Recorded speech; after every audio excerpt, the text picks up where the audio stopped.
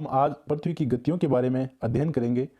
Copernicus ने यह कहा था कि भाई सूर्य है वो ब्रह्मांड के केंद्र में है और अन्य ग्रहों की भांति पृथ्वी भी सूर्य की परिक्रमा करती है। बाद में इस मत का समर्थन न्यूटन और केपलर ने किया था। तो ये तो थी इसका सामान्य इंट्रोडक्शन। उसके बाद में हमारी पृथ्वी दो प्रकार की गतियां करती है, एक घूर्णन गति और एक परिक्रमण गति।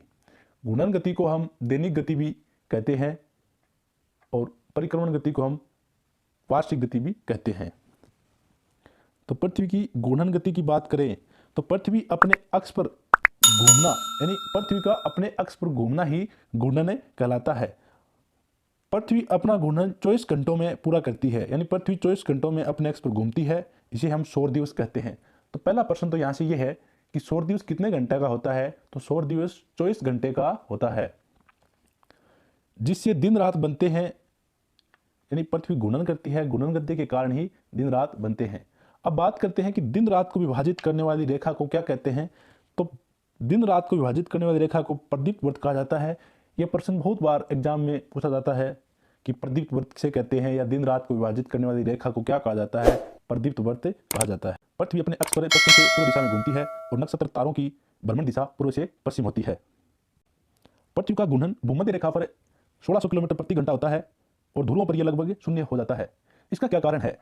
यानी पृथ्वी का घूर्णन सर्वाधिक भूमध्य रेखा पर और ध्रुवों पर शून्य क्यों होता है? इसके पीछे रीजन यह है कि हम भूमध्य रेखा से ध्रुवों की तरफ जाते हैं तो अक्षांश रेखाओं की लंबाई घटती जाती है। पृथ्वी की घूर्णन गति के कारण हमें क्या क्या प्रभाव नजर आते हैं या क्या प्रभाव हमें देख सकते हैं? तो उन प्रभावों की बात करें तो पहला प्रभाव है कि दिन रात का बढ़ना, यानी घूर्णन गति के कारण ही हमारी दिन और रात बन पाते हैं। दूसरा है कि हवाओं और महासागरीय धाराओं की दिशा में परिवर्तन, यानी हवाएं चलती हैं और जो महासागरीय धाराएं उनकी दिशाओं में परिवर्तन होता है, उसका मुख्य कारण भी पृथ्वी का घूर्णन है। तीसरा कारण है ज्वार भाटा का निश्चित समय अंतराल, यानी ज्वार भाटा आता है तो उसमें जो निश्चित समय अंतराल होता है, उस निश्चित समय अंतराल का कारण भी पृथ्वी का घूर्णन है। दूसरी गति है पृथ्वी की परिक्रमण गति। गति सूर्य के चारों ओर पश्चिम से पूर्व दिशा में अपनी कक्षा में वार्षिक गति करना, जिसे पृथ्वी की परिक्रमा गति कहते हैं, यानी परिक्रमण गति या वार्षिक गति कहते हैं। पृथ्वी सूर्य की एक परिक्रमा पूरी करने में 365 दिन 5 घंटे और 48 मिनट का समय लगता है और यह गति 29.6 किलोमीटर प्रति सेकंड से संपन्न होती है। यानी हमने पीछे पढ़ा था कि पृथ्वी की घूर्णन गति है वो तो 1600 किलोमीटर प्रति घंटे की गति से संपन्न होती है, कहां पर? भूमध्य रेखा पर। लेकिन पृथ्वी की परिक्रमण गति क्या है? तो परिक्रमण गति 29.6 किलोमीटर प्रति सेकंड है।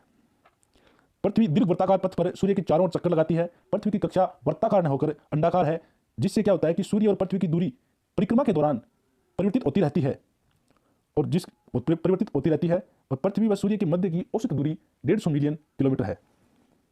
तो पृथ्वी दीर्घ वृत्ताकार पथ में चक्कर लगाती है सूर्य के चारों ओर, तो उसकी दिशा परिवर्तित होती रहती है। तो इस कारण से दो स्थितियां बनती हैं, एक उपसौर की और एक अपसौर की। उपसौर में क्या होता है कि पृथ्वी सूर्य की निकटतम स्थिति पर आ जाती है और उपसौर की घटना 3 जनवरी को होती है और इनके मध्य की दूरी है वो 147.3 मिलियन किलोमीटर होती है। और अपसौर में क्या होता है कि सूर्य पृथ्वी से अधिकतम दूरी पर होता है और यह अधिकतम दूरी 152 मिलियन किलोमीटर होती है और यह घटना 4 जुलाई को होती है। अब ध्यान ये रखना है आपको कि अगर अप की बात करें, अपसौर की, तो अप का मतलब होता है दूर, अप मतलब दूर। तो अपसौर की बात करें तो यह ध्यान रखना है कि सूर्य है वो पृथ्वी से अधिकतम दूरी पर है और यह घटना 4 जुलाई को होगी।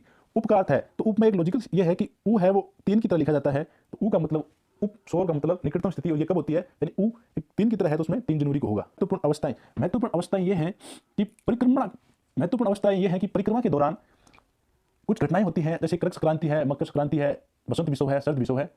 तो इनकी हम बात करेंगे तो कर्क संक्रांति यानी 21 जून को कर्क रेखा पर सूर्य की लंबवत किरणें पड़ती हैं, जिसके फलस्वरूप उत्तरी गोलार्ध में दक्षिणी गोलार्ध की अपेक्षा अधिक सौर ऊर्जा प्राप्त होती है। उत्तरी गोलार्ध में इस समय ग्रीष्म ऋतु होने के कारण इस अवस्था को कर्क संक्रांति कहते हैं। और इसके अपोजिट बात करें, अपोजिट 22 दिसंबर को मकर संक्रांति होती है। मकर संक्रांति में पृथ्वी अपनी परिक्रमा पथ में दूसरे भाग में पहुंच जाती है और इस समय सूर्य की लंबवत किरणें कर्क रेखा पर न पड़कर मकर रेखा पर सीधी पड़ती हैं। तो उत्तरी गोलार्ध में तो शीत ऋतु और दक्षिणी गोलार्ध में ग्रीष्म ऋतु होता है। तो इस स्थिति को मकर संक्रांति कहते हैं। विषुव यानी विषुवत रेखा पर, जब सूर्य की किरणें विषुवत रेखा पर लंबवत या सीधी पड़ती हैं तो उस स्थिति को हम विषुव कहते हैं। और क्या आता है कि विषुवत रेखा पर सूर्य की लंबवत किरणों का पड़ना, यानी 21 मार्च 23 सितंबर को सूर्य की किरणें भूमध्य रेखा पर सीधी या लंबवत पड़ती हैं। इस अवस्था में कोई ध्रुव सूर्य की ओर नहीं झुका होने के कारण दिन रात की अवधि बराबर होती है, इसे विषुव कहते हैं। 21 मार्च को उत्तरी गोलार्ध में बसंत विषुव होता है और दक्षिणी गोलार्ध में शरद विषुव। इसी प्रकार 23 सितंबर को उत्तरी गोलार्ध में शरद ऋतु और दक्षिणी गोलार्ध में बसंत ऋतु होती है। अब है सूर्य ग्रहण और चंद्र ग्रहण।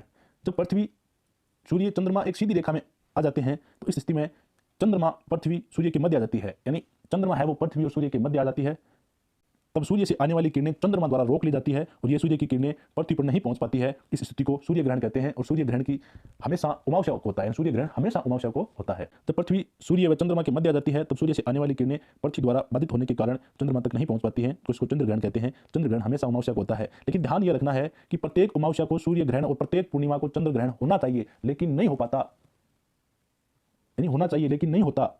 ऐसा क्यों है? क्योंकि चंद्रमा अपने अक्ष पर 5 डिग्री झुका हुआ है, यानी चंद्रमा का अपने अक्ष पर 5 डिग्री झुकाव के कारण प्रत्येक अमावस्या और प्रत्येक पूर्णिमा को सूर्य और चंद्र ग्रहण नहीं हो पाते और एक वर्ष में अधिकतम 7 बार सूर्य ग्रहण और 7 बार चंद्र ग्रहण हो सकते हैं। पृथ्वी का अर्धव्यास 6371 किलोमीटर है और भूमध्य रेखीय परिधि है वो 40,075 किलोमीटर है और ध्रुवीय परिधि 40,008 किलोमीटर है। तो आज का टॉपिक था हमारा पृथ्वी की गतियां, जो समाप्त होता है। नेक्स्ट टॉपिक होगा हमारा अक्षांश और देशांतर रेखाएं। इस प्रकार से जो सिस्टम हमारा ज्योग्राफी का पोर्शन है वो कंप्लीट हो जाएगा। तो आप बने रहें। आप चैनल पर नए हैं तो शेयर, सब्सक्राइब और लाइक कीजिए। तब तक के लिए थैंक यू, धन्यवाद। जय हिंद।